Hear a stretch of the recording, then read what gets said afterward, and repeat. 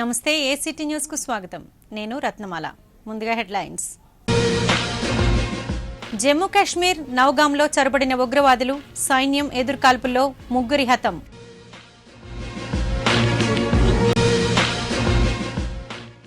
హోదాపై వెంకయ్య అసత్యాలు, మాజీ ఎంపీ ఉండవల్లి విసుర్లు.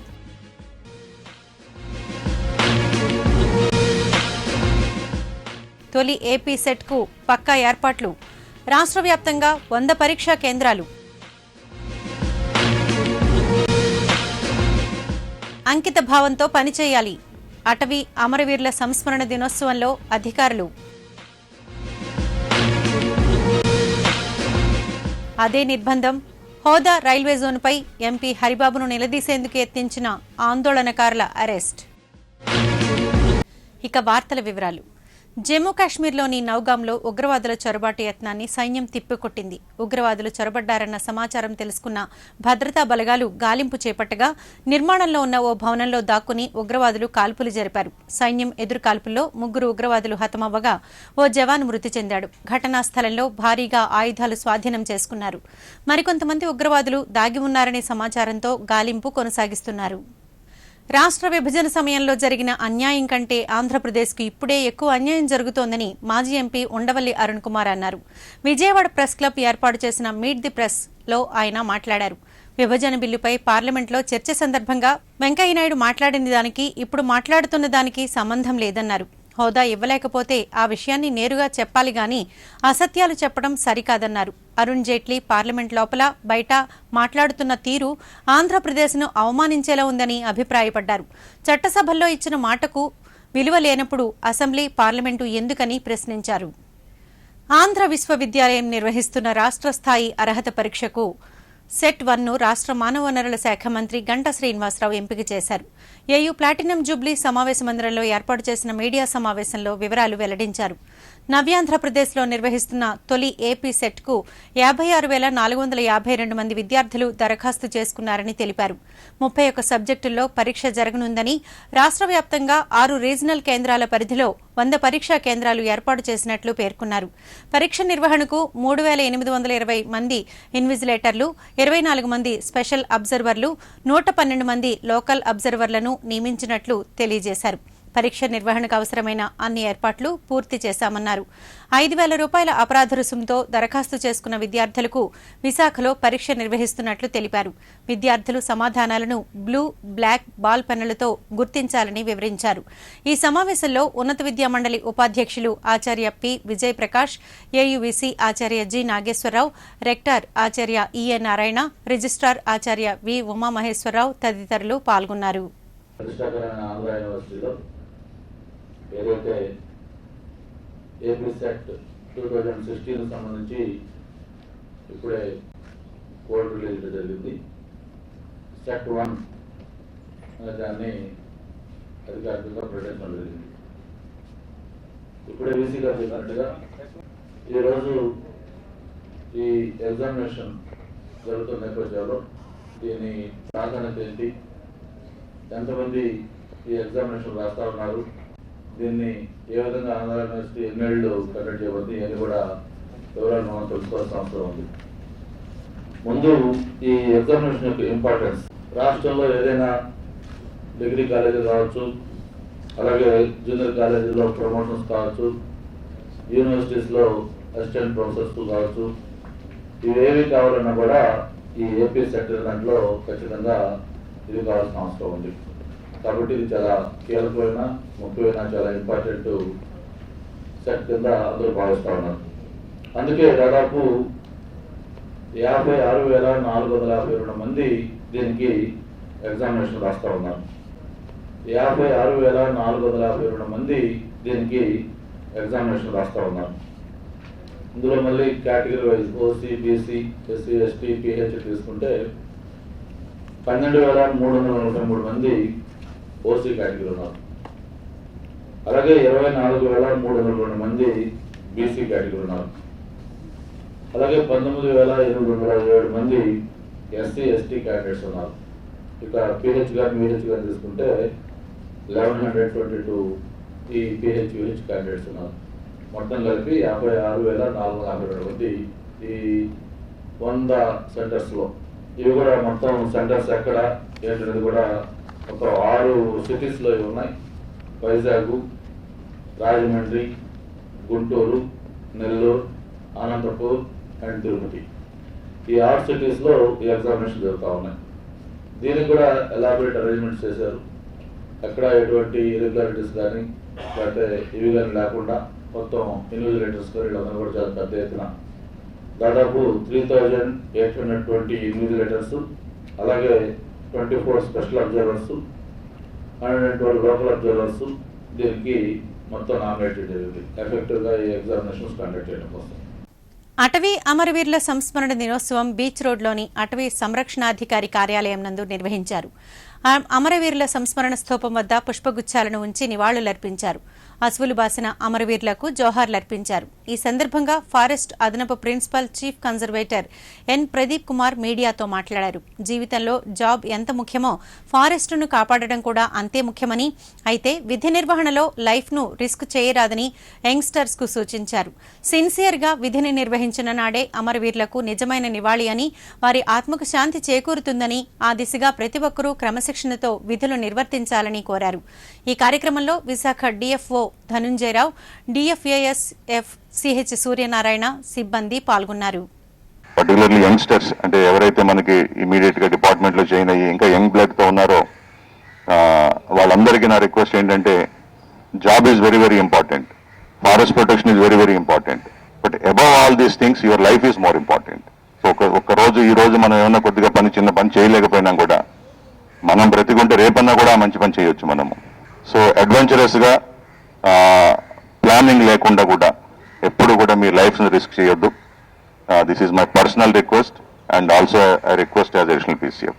మన డిపార్ట్మెంట్లో ఉద్యోగం చేస్తూ విధి నిర్వహణలో చనిపోయిన వాళ్ళకి ఇచ్చే మన పెద్ద ట్రిబ్యూట్ ఏంటంటే మనం ఇంకా డిపార్ట్మెంట్లో డిఫరెంట్ స్టేజెస్లో ఉన్నాం.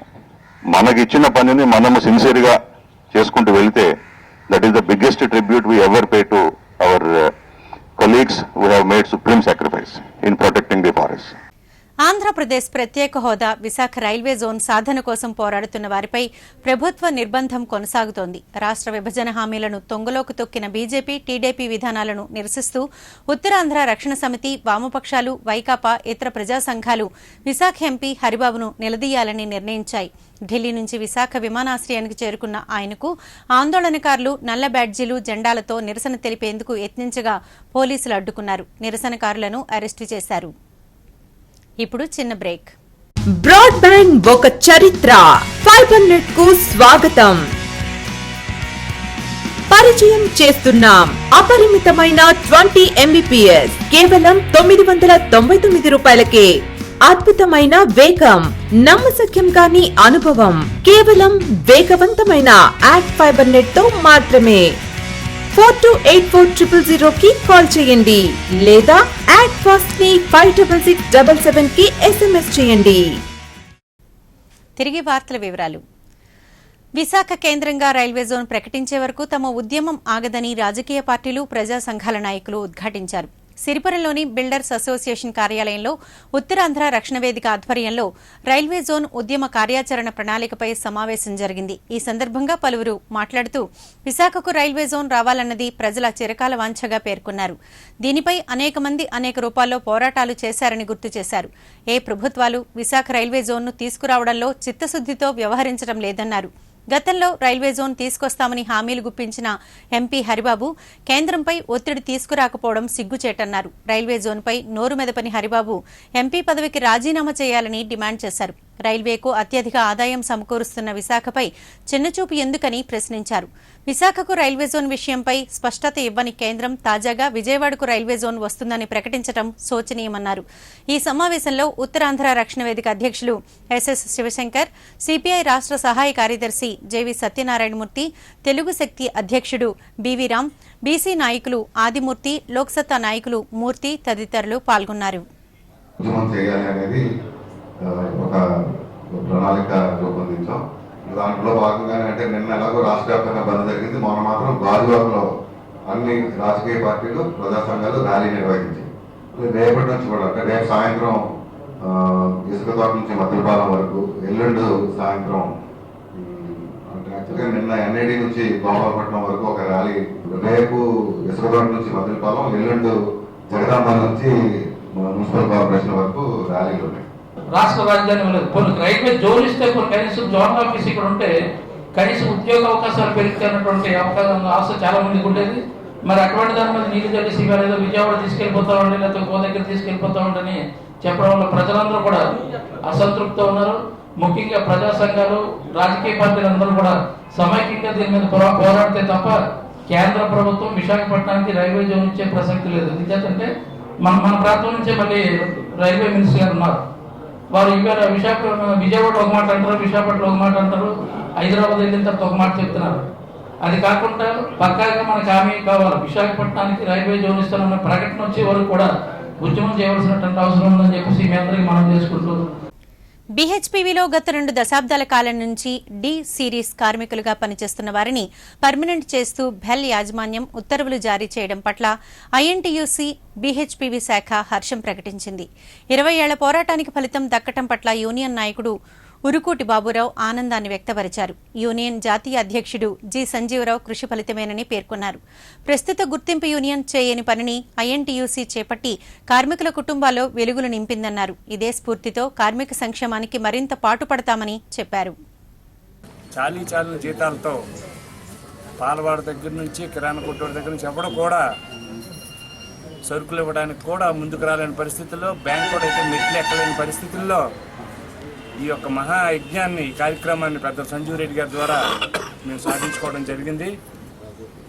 సో దాని మూలంగానే ఈరోజు రెగ్యులరైజ్ చేయడానికి పాటుపడ్డారు. వీళ్ళనే కాదు, ఈ బిహెచ్పివి అనే సంస్థలో పనిచేసినటువంటి అనేక మంది ఎంప్లాయీస్ని, టీ సిరీస్ని అయితే దివంగత నేత పి జనార్దన్ రెడ్డి గారు, మరి అదేవిధంగా ఆర్ సిరీస్ నుంచి పెద్ద సంజీవ్ రెడ్డి గారు, మరి అదేవిధంగా ఈరోజు డి సిరీస్ని కూడా సంజీవ్ రెడ్డి గారి ఆధ్వర్యంలో ఈ కంపెనీని బిహెచ్ఈఎల్లో మెర్జ్ చేయడానికి మరి కార్పొరేట్ మేనేజ్మెంట్తోని అటు గవర్నమెంట్తోని కూడా అనేక దఫాలుగా చర్చలు జరిపి వీళ్ళు రెగ్యులరైజ్ చేయించడానికి పెద్ద సంజీవ్ రెడ్డి గారు చేసినటువంటి కృషి ఎంతో ఉండాలని చెప్పేసి ఈ సభ.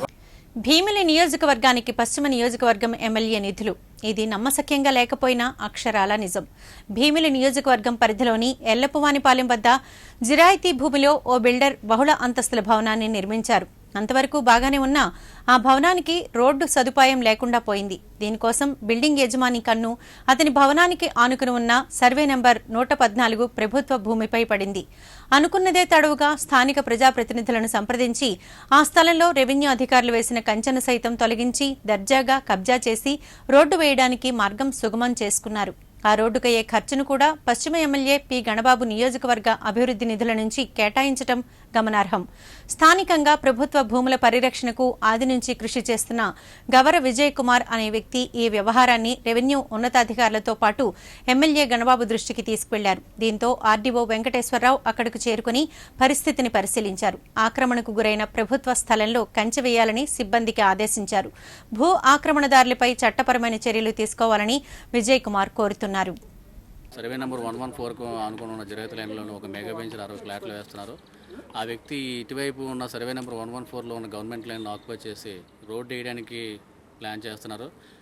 ఏమని మనం వెళ్ళి ఆ కాంట్రాక్ట్ గారిని అడగగా ఆ కాంట్రాక్ట్ గారు అన్నారు, ఇది గవర్నమెంట్ నిధులతో మేము వేస్తున్నాం, 101 జీవో, మేము ప్రైవేట్ నిధులతో వేయట్లేదని చెప్పేసి అని ఆయన సమాధానం చెప్పారు. దీని మీద అధికారులు వివరణ అడగగా ఆంధ్రప్రదేశ్ ప్రత్యేక హోదా, విశాఖ రైల్వే జోన్లపై కేంద్ర రాష్ట్ర ప్రభుత్వాల వైఖరిలో ఆ వినాయకుడే మార్పు తీసుకురావాలని జిల్లా కాంగ్రెస్ అధ్యక్షుడు మాజీ మంత్రి పి బాలరాజు అన్నారు. జీవీఎంసీ 36 వార్డు పరిధి కంచరపాలెం దుర్గానగర్ వద్ద స్థానిక కాంగ్రెస్ పార్టీ నాయకుడు కర్రి రాజేష్ ఆధ్వర్యంలో నిర్వహిస్తున్న వినాయక చవితి ఉత్సవాలలో ఆయన పాల్గొని ప్రత్యేక పూజలు చేశారు. అనంతరం బాలరాజు మీడియాతో మాట్లాడారు. విఘ్నాలు తొలగించే వినాయకుని ఆశీస్సులు ప్రజలందరిపైన ఉండాలని ఆకాంక్షించారు. యువత, ఈ గ్రామ పెద్దలు అందరికీ కూడా నమస్కారాలు తెలియజేస్తూ ఒక మంచి కార్యక్రమంలో పాల్గొనేటువంటి అవకాశం, వినాయకుని ఆశీస్సులు, ఇక్కడ ఉన్నటువంటి పెద్దల ఆశీస్సులు అందజేయడానికి పిలిచారు. వారికి నేను హృదయపూర్వకంగా నమస్కారాలు తెలియజేస్తున్నాను. ఆ వినాయకుని తాలూకు ఆశీస్సులు అందరికీ ఉండాలని, అందరికీ మంచి జరగాలని కోరుకుంటూ, మరి ఇప్పుడున్నటువంటి పరిస్థితులన్నీ కూడా చూస్తున్నాం. ఈ రాష్ట్రానికి, రాష్ట్ర ప్రజానీకానికి మేలు జరిగేటటువంటి కార్యక్రమాలు ప్రభుత్వంలో ఉన్నటువంటి వారికి మరి మంచి ఆలోచనలు, మనం ఏ కార్యక్రమం తలపెట్టినా కూడా ముందుగా చేసేటటువంటిది వినాయకుని పూజ. ఒక మంచి ఆలోచన రావడానికి కానీ, ఆ జరిగేటువంటి కార్యక్రమం విజయవంతంగా జయప్రదంగా జరగటానికి కావలసినటువంటి అక్కడ ఉన్న విఘ్నాలు తొలగిపోవడానికి మరి మీరు కాపాడాలి, ఆశీర్వదించాలని చెప్పేసి వినాయకుని పూజ చేస్తుంటాం. ఆ రకంగా మరి మంచి మనసు ఇచ్చి, మంచి పాలన అందజేసి, ఇచ్చిన వాగ్దానాలు నెరవేర్చే విధంగా, ఒక మంచి ఆలోచన కలగజేసే విధంగా పాలకులు ఎవరైతే ఉన్నారో వారికి అటువంటి ఆలోచనలు చేయాల్సిన అవసరం ఉంది. ఆ రకంగా మీరు ఆశీర్వదించమని చెప్పేసి ఏదో అబద్ధాలు చెప్పడానికి కాకుండా, మోసం చేయడానికి కాకుండా, దగా చేయడానికి కాకుండా మంచి ఆలోచనలు రావడానికి మీరు ఆశీర్వదించమని చెప్పేసి ఆ విఘ్నేశ్వరుని కోరుకుంటున్నాను. అఖిల భారతీయ సాహిత్య పరిషత్ ఆధ్వర్యాన సాహితీమూర్తి డిఏఎల్ఎన్ మూర్తి స్మారక పురస్కార ప్రదానోత్సవం 2016 కార్యక్రమం పబ్లిక్ లైబ్రరీలో జరిగింది. కార్యక్రమంలో భాగంగా తెలుగు పద్యాలు, తెలుగు భాషా ప్రాచుర్యానికి విశేష కృషి చేసిన ఆచార్య కసిరెడ్డి వెంకటరెడ్డి, ఆచార్య పొన్నపల్లి వెంకటకృష్ణయ్య, భాగవతుల కృష్ణారావులకు పురస్కార ప్రదానం చేసి సత్కరించారు. ఈ సందర్భంగా పరిషత్ అధ్యక్షులు డాక్టర్ దామెర వెంకట సూర్యారావు మాట్లాడుతూ, సాహిత్యంలో ఉత్తములను ప్రతి ఏడాది సత్కరించుకుంటూ వస్తున్నామని, అందులో భాగంగా ఈ ఏడాది 3 సత్కరించినట్లు తెలిపారు. తెలుగు పద్యానికి తలమానికం డిఏఎల్ఎన్ మూర్తి అని, ఆయన రచించిన పద్యాలను ఒక పుస్తక రూపంలో తీసుకురానున్నట్లు తెలిపారు. ఈ కార్యక్రమంలో శాఖ మంత్రి ప్రభాకర్ రావు తదితరులు పాల్గొన్నారు.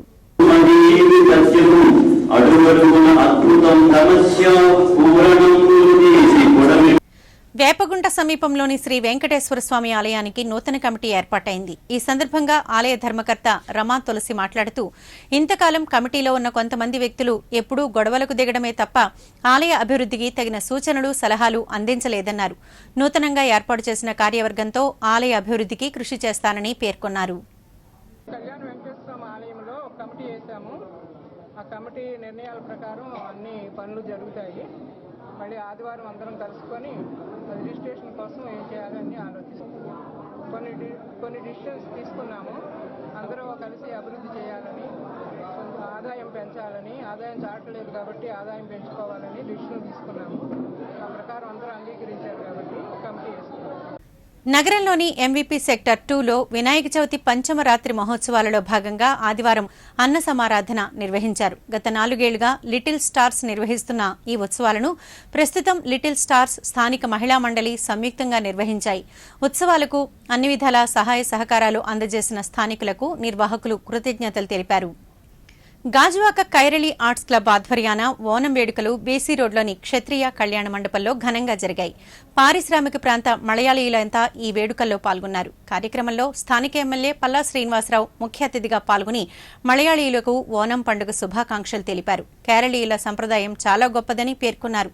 సేవా కార్యక్రమాలతో ప్రజలకు చేరువ కావాలని సూచించారు. Naval dockyard AGM Ajay, club ప్రతినిధులు చంద్రశేఖర్ నాయర్, విజయ్ కుమార్ తదితరులు పాల్గొన్నారు. ఈ సందర్భంగా నిర్వహించిన సాంస్కృతిక కళా ప్రదర్శనలు ఆహూతులను అలరించాయి. Telugu people and Keralites, a happy Onam. We are celebrating this Onam every year on behalf of Kerala Club Gajivaka and various places in and around Gajivaka. This Onam story is of Mahabali Chakravarti. Everybody knows about it. Now, on this occasion, most of our chief guests have come over here, and they have our chief advisor and life advisor Sri Palla Sumayaram Garu also come over here, and from dignitaries like Kamnur Ajay Saab and all Andhra Malayali Association, ACMA. Pendurthi ప్రభుత్వ కళాశాల సమీపాన good friends association నిర్వహించిన వినాయక చవితి మహోత్సవాలలో భాగంగా ఆదివారం అన్న సమారాధన ఏర్పాటు చేశారు. కార్యక్రమానికి పెందుర్తి మండల పరిషత్ అధ్యక్షురాలు వరలక్ష్మి ముఖ్య అతిథిగా హాజరై అన్నప్రసాదాలను భక్తులకు వడ్డించారు. ఈ సందర్భంగా ఆమె మాట్లాడుతూ, గత 29 సంవత్సరాల నుంచి ఏటేటా అసోసియేషన్ ఆధ్వర్యాన వినాయక చవితి ఉత్సవాలను ఘనంగా నిర్వహిస్తుండటం అభినందనీయమన్నారు. స్థానికంగా ఆలయ నిర్మాణం చేపట్టాలని కాలనీ వాసులు కోరుతున్నారని, ఈ విషయాన్ని ఎమ్మెల్యే దృష్టికి తీసుకువెళ్తానని హామీ ఇచ్చారు. ఇక్కడ మండల పరిషత్ ఆవరణలో విగ్రహాన్ని ప్రతిష్ఠించడం జరుగుతుంది. ప్రతి సంవత్సరం కూడా ఎంతో వైభవంగా జరుగుతున్న ఈ కార్యక్రమం. ఈ క్రమంలో ఈరోజు ఇక్కడ భారీ ఎత్తున అన్నసందర్శన కూడా ఏర్పాటు చేసి భక్తులందరికీ కూడా ప్రసాదాన్ని అందజేయడం నిజంగా ఒక అదృష్టంగా భావిస్తున్నాను. ఈ ఫ్రెండ్స్ అసోసియేషన్ వారు బాగుండాలి, వాళ్ళందరూ బాగా చెప్పేవారు. అమర గాయకుడు ఘంటసాల జీవిత విశేషాలతో ఓ నాటకాన్ని ప్రదర్శించాలన్నదే తన ధ్యేయమని స్వర సామ్రాట్ Nageswararao cultural and social services organisation అధ్యక్షుడు ఏవి నాగేశ్వరరావు చెప్పారు. శేషశైలవాస శ్రీవెంకటేశ పేరుతో మద్దెలపాలెం కళాభారతి ఆడిటోరియంలో ప్రత్యేక సంగీత విభావరి నిర్వహించారు. ఎన్టీఆర్, ఏఎన్ఆర్ నటించిన వివిధ సినీ గీతాలతో పాటు ఆనాటి మేటి నటులకు ఘంటసాల పాడిన పాటలను హృదయంగా ఆలపించారు. గంటలు అలాగే 27 గంటలు 237 పాటలు, 17 గంటల పాటు ట్రాక్స్ మీద 193 పాటలు పాడి లిమ్కా రికార్డ్ కూడా తీసుకున్నానండి. అయితే ఘంటసాల గారి మీద, ఆయన పాటల మీద ఉన్నటువంటి అవ్యాజమైన ప్రేమతో, భక్తితో ఆయన మనం ఎప్పుడు కూడా ఏఎన్ఆర్, ఎన్టీఆర్కి సంబంధించిన పాటలు మన వాళ్ళు అక్కడ పాడుతున్నారు. అది కాదు, ఘంటసాల మాస్టర్ చాలామంది ఆర్టిస్టులకి ఆయన గానం చేశారు. ఆ పాటలు మనం తీసి ప్రజెంట్ చేద్దామనే సంకల్పంతో ఈరోజు ఈ కార్యక్రమం చేయడం జరిగిందండి. మన వాళ్ళందరూ కూడా బాగా రిసీవ్ చేసుకున్నారు, చాలా సంతోషంగా ఉంది. శేషశైలవాస శ్రీ వెంకటేశ అన్న టైటిల్ పెట్టడం జరిగింది. ఎందుకంటే ఇది వెంకటేశ్వర స్వామి మహత్యంలో అది ఘంటసాల మాస్టర్ బ్యాక్గ్రౌండ్ నేపథ్యంలో వెంకటేశ్వర స్వామి వారికి పవలిం సేవ చేసే కార్యక్రమంలో వచ్చినటువంటి ఈ పాట అండి. ఈ పాటని మేము ఎందుకంటే దేవుడికి అంకితం చేద్దామన్న నేపథ్యంలో ఆ పాటని ప్రధాన శీర్షికగా తీసుకొని ఈరోజు కార్యక్రమం చేయడం జరిగింది. వార్తలు ముగించే ముందు హెడ్లైన్స్ మరోసారి. జమ్మూ కాశ్మీర్ నౌగాంలో చొరబడిన ఉగ్రవాదులు, సైన్యం ఎదుర్కాల్పుల్లో 3 హతం.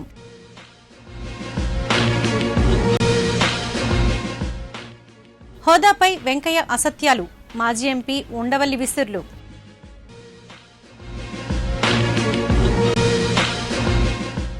తొలి ఏపీ సెట్కు పక్కా ఏర్పాట్లు, రాష్ట్ర వ్యాప్తంగా 100 పరీక్షా కేంద్రాలు. అంకిత భావంతో పనిచేయాలి, అటవీ అమరవీరుల సంస్మరణ దినోత్సవంలో అధికారులు. అదే నిర్బంధం, హోదా రైల్వే జోన్పై ఎంపీ హరిబాబును నిలదీసేందుకు యత్నించిన ఆందోళనకారుల అరెస్ట్. వార్తలు ఇంతటితో సమాప్తం. నమస్కారం.